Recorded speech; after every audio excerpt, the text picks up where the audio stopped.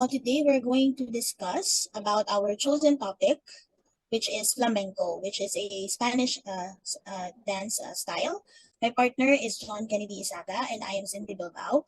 We have created this presentation as requirement for our Associate in Arts course for the Faculty of Education from the University of the Philippines, Open University. The contents of this presentation will include introduction and history. We will also tackle our objectives. We will also discuss our research methodology, of course, our results and discussion, and finally, our conclusion to this research. Our objectives for this research is first to learn and understand what flamenco is, including its history, origin, and evolution.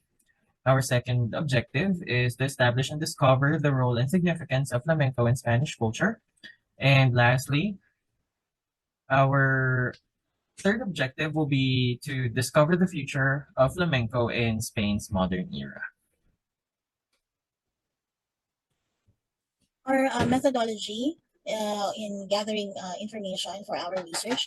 First, primary data collection. So when you say primary data collection, we referred to various studies, existing studies, and dissertations that also focus on flamenco. And then secondary data mining. This is where we also got information from various blog sites, news, online news websites as well, and other secondary resources, for example, videos from TED Talk, which are also helpful for us to further understand what flamenco dance is.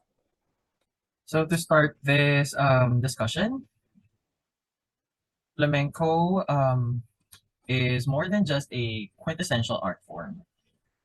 It has been an important part of Spanish culture and tradition for over 400 years. And this folkloric music and dance not only depicts beauty and mystery, but also a passionate and resilient culture. So flamenco is an art form incorporating poetry, singing, or what we call cante, the dance, or in Spanish is baile, guitar playing, or the toque, polyrhythmic hand clapping, palmas, and finger snapping, or pitos. In 2010, it was declared as UNESCO Intangible Cultural Heritage of Humanity. So now let's move on to the history of flamenco. So there are actually a lot of versions of where flamenco actually originated from, because probably because the information or knowledge about flamenco that we have right now have only been documented for the last 200 years. So prior to the 19th century, flamenco expert says that the information that we know about flamenco are just hand-me-down stories. But there are a lot of versions, and one of which is that flamenco directly translates to the English word Flemish. This is related to one of the theories that the gypsies, who are thought to be the pioneers of this art form. Another version was also that the word flamenco came from the Andalusian phrase Flamen Gerard, which means peasant without land, possibly referring to displaced landowners who fled to Andalusia from the North Africa.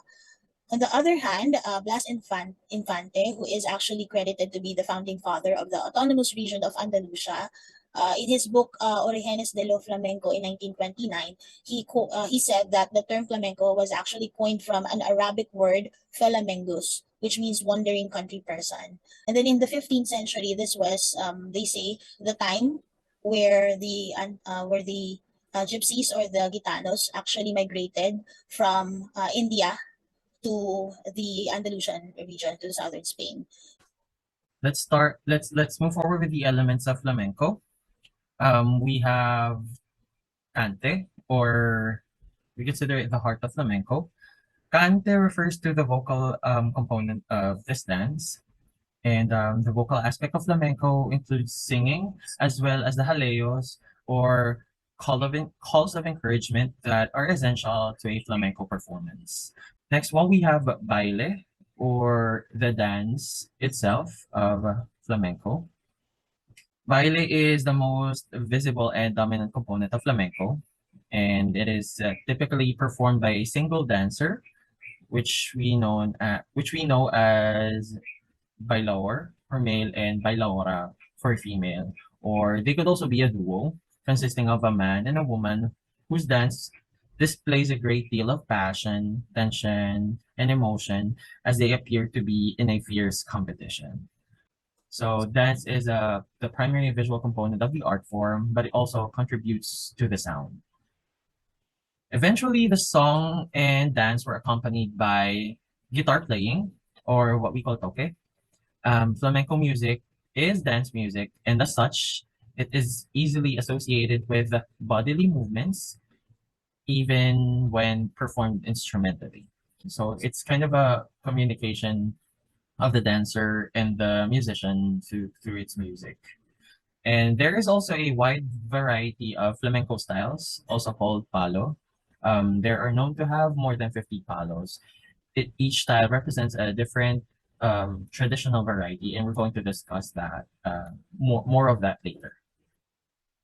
Earlier, we established that flamenco originated in Andalusia, and that Andalusia at the time is a very oppressed region um, during the after the Spanish reconquest of Spain. And Andalusian people suffering inspired them to write songs about their trials. That's why it's very emotional. It reflects on the songs and also on the way the dancers dance to the music. And then, but in the earliest stage, there was no guitar playing. The only musical accompaniment are the sounds that are made by the individuals that were part of the group ensemble, where they clap their hands, they snap their fingers, they tap their knuckles on tabletops, or hit the floor with sticks, hence the term palo, which means stick. And then eventually these gestures evolved into more dynamic and stylized movements, which became a full-fledged dance routine. The late 18th to early 19th centuries is actually regarded as the golden age of flamenco because it is during this time that flamenco performances were able to successfully draw large crowds of people from various social backgrounds, whether working class, wealthy people, intellectuals, or especially tourists. Now, in the 19th century, the flamencos were already introduced in bull rings and theaters under the term or the label flamenco opera. But in terms of quality of the performances, it catered to the preferences of the audience for maximize profit. So that's why it's no longer they say it's very far from the traditional cante gitano. However, in the 20th or the later part of the 20th century, tablaos were established. So the tablaos combined the cafe cantantes repertoire with the flair of theatrical elements. So it stick to it still uses the traditional flamenco repertoire where it's more on improvisation and there's a lot of emotions, but then they added the elements of theater, which made it more grand. All right, so for the flamenco dance styles, as we have discussed earlier, there were several regional variants that eventually came together to form flamenco that are now recognized as genres that fall within the unified repertoire. So there are four foundational dance styles of this art form. They are seguirillas, soleya, tango, and fandango. So seguirillas is a contemplative dance with a slow rhythm. It is or its fundamental step is a rhythmic walk based on dry or sonorous and cut hits, with the dancer moving forward and backward with or in the same space. Meanwhile, the soleil is one of the most popular dance styles performed by flamenco performers because of its type of movement, which look particularly beautiful on female dancers. However, it is a somber style that is portrayed through arm gestures, hip sways, and waist breaks. So fandango, on the other hand, is a courtship dance, so it is usually performed by couples. It starts slowly with castanets, clapping of hands, snapping of fingers, and stamping of feet, marking the rhythm. Then the speed gradually increases, and occasionally there is a sudden pause in the music, and then dancers stand rigid until the music resumes. There's also another version wherein the fandango is performed as a skill competition between two men. And lastly, we have tango, which is associated with love and passion. It has thousands of variations and is extremely danceable. It's a celebratory style similar to alegría and bulería. So flamenco dance is still evolving today in order to become universal. There are new trends that have emerged as a result of the fusion of flamenco and other musical genres, and they are significantly evident in this evolution. So this shows how flamenco continues to evolve beyond Spanish society.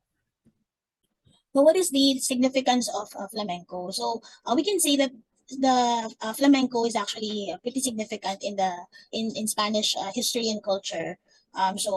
Why cultural? Because the various versions of flamenco history, as we noticed in the discussion about its history and origins, it actually taught us that flamenco emerged from centuries of cultural blending. So it's a mixture of different cultures, of Moors, of the Jews, of gypsies, who they say came from India.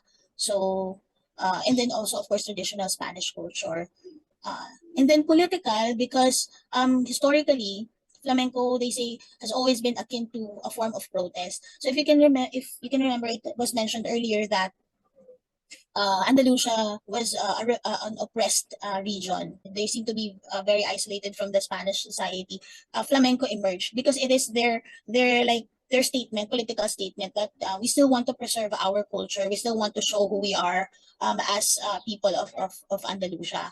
So it's like a form of protest. And then flamenco also affected the economy because it became a viable source of income for performers, and then also in became a source of revenue also for the country, for the entire country. That's why in the 1970s, actually flamenco has played a significant role in the Spanish economy as a creative industry. Because of flamenco, it actually driven work in a variety of fields that are related to flamenco, like publishing, music, film, radio, and television. So that's an example of how big flamenco actually impacts the culture of the economy, not only the culture of Spain.